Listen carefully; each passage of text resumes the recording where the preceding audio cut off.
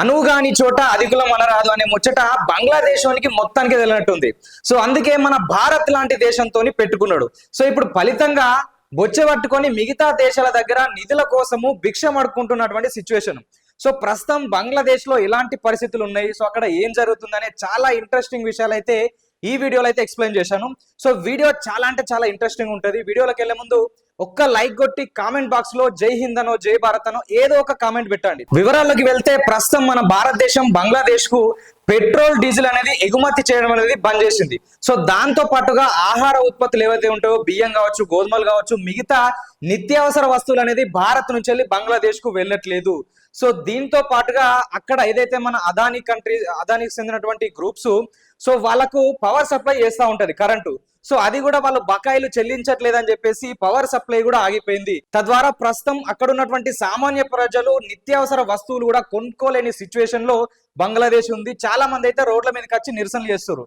So ఇప్పుడు current ఉంటేనే అక్కడ ఫ్యాక్టరీలు కావచ్చు, హాస్పిటల్ కావచ్చు, మిగతా ఏదైనా కానీ నడుస్తాయి. సో ఇప్పుడు కరెంట్ కట్ కావడం, దాని ద్వారా తర్వాత ఇక్కడ పెట్రోల్ డీజిల్ దిగుమతి అనేది వాళ్ళు చేసుకోలేకపోతారు. కాబట్టి ఇప్పుడు ముఖ్యంగా బంగ్లాదేశ్ లో ఎక్కువ మొత్తంలో మీట్ తింటారు, అది కూడా చేపలు తీసుకొచ్చుకొని తింటా ఉంటారు. సో ఇప్పుడు పెట్రోల్ డీజిల్ లేకపోవడం వల్ల అక్కడ ఉన్నటువంటి మత్స్యకారులు సముద్రంలోకి వెళ్ళి వేట చేయలేని సిచ్యువేషన్ ఉంది.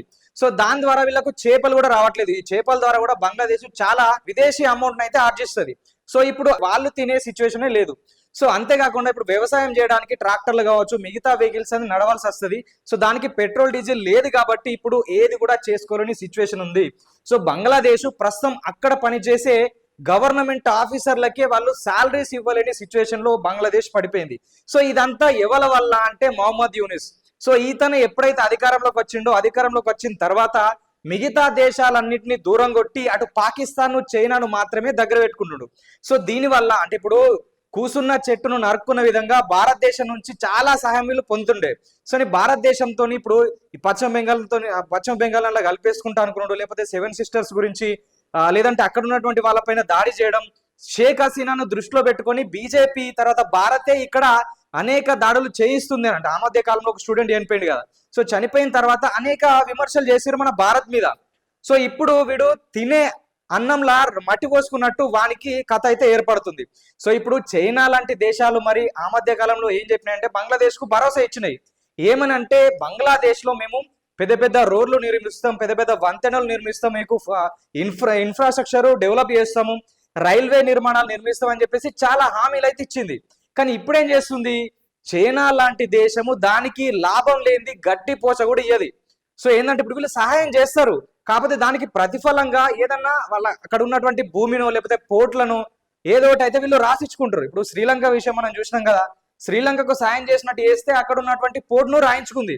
సో తర్వాత మెల్లిమెల్లిగా దాన్ని అప్పుల ఊబిలో చిక్కుకునేలా చేసి మొత్తం మీద దేశం దివాలా వేసినట్టు అయిపోయింది. సో ఇదే చైనా ఇరాన్ లాంటి దేశాలకు అక్కడ నుంచి ఆయిల్ తీసుకొని వాళ్ళకు డబ్బులు ఇవ్వకుండా ఏం చేస్తా అంటే మీ దేశంలో మేము రోడ్లు, భవంతులు, నిర్మాణాలన్నీ నిర్మిస్తాం అంటే మా టెక్నాలజీతోని, చైనా టెక్నాలజీతోని అక్కడ మేము అనేక పనులు చేపడతాము, డబ్బులు ఇవ్వమని చెప్తుంది. అంటే దాన్ని తెలివి చూడుర్రి. సో వేరే దేశాల దగ్గర ఒక అమౌంట్ ఒక ఆయిల్ తీసుకొని వీళ్ళు అక్కడ పని చేసి పెడతారు అంటే మళ్ళీ వీళ్ళకే లాభం. సో వీళ్ళ టెక్నీషియన్లకు, వీళ్ళ వర్కర్లకు, వీళ్ళ టెక్నాలజీకి మొత్తం లాభం. సో అది సిచ్యువేషన్. ఈ బంగ్లాదేశ్ అటు చైనాను చూసుకొని ఎగిరెగిరి పడ్డది. కాకపోతే ఇప్పుడు పూర్తి స్థాయిలో దివాలా తీసే దిశగా అయితే బంగ్లాదేశ్ అడుగులు వేస్తుంది. కాకపోతే మళ్ళా సోయికి వచ్చినట్టుంది. ఇప్పుడు మళ్ళా భారతదేశంతో వీళ్ళు మళ్ళా సత్సంబంధాలు ఏర్పరచుకునే విధంగా చర్చలు అయితే చేస్తున్నారు. కానీ భారతదేశం ఇప్పుడు ఇంత ముందులాగా చేసే సిచ్యువేషన్ లేదు.